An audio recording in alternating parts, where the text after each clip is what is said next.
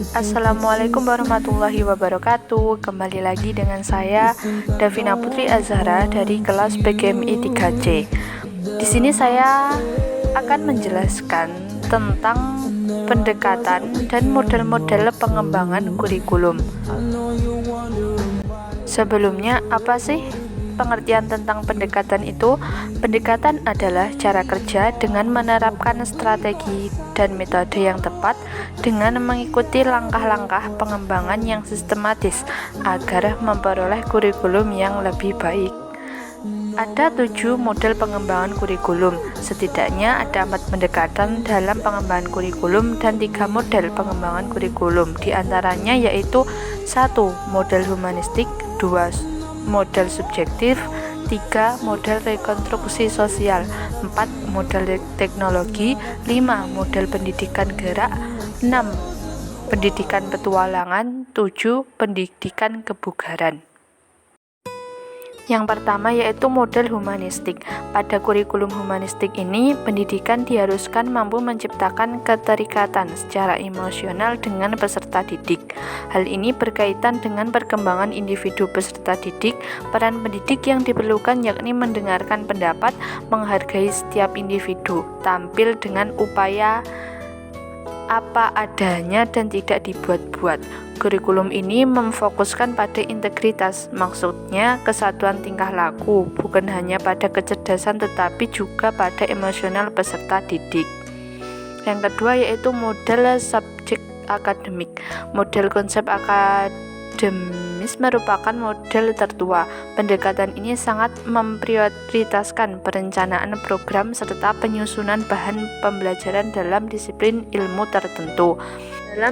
Dalam pendekatan subjektif akademis ini juga memiliki pendekatan yang lain, yaitu pertama pendekatan yang meneruskan dari pendekatan struktur pengetahuan, di mana peserta didik bukan hanya dituntut untuk mengingat materi saja tetapi juga memahami setiap materi pembelajaran yang telah dipelajari.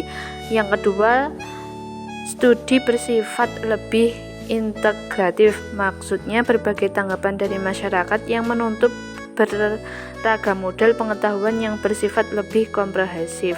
Yang ketiga, pendekatan yang banyak diterapkan dalam sekolah yang fundamentalis, yakni dengan selalu melaksanakan kegiatan pembelajaran yang lebih memfokuskan pada kegiatan membaca, menulis, dan pemecahan masalah secara sistematis.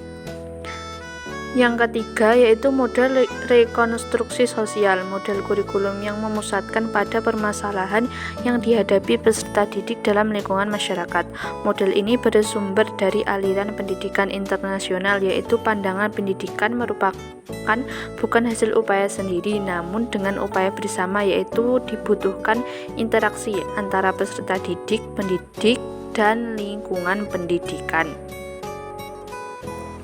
Yang keempat yaitu model teknologi. Pendekatan teknologi dalam penyusunan kurikulum atau program pendidikan bertolak dari analisis kompetensi yang dibutuhkan untuk melaksanakan tugas-tugas tertentu. Karenanya, materi yang diajarkan, kriteria, evaluasi sukses, dan strategi belajarnya diterapkan sesuai dengan analisis tugas atau job analisis tersebut.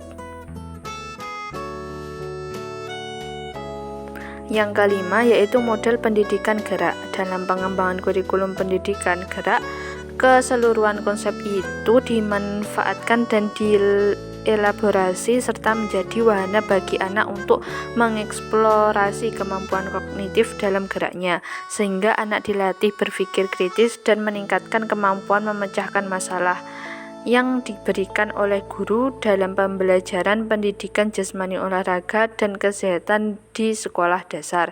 Yang keenam, pendidikan petualangan, metode pembelajaran yang melibatkan semua indera. Pendidikan luar kelas mengambil tempat di luar ruangan dalam lingkungan alami atau lingkungan pembelajaran luar ruang yang lain. Cara ini menjadi pelengkap yang ideal terhadap pembelajaran dalam kelas dan metode pengajaran tradisional yang lain.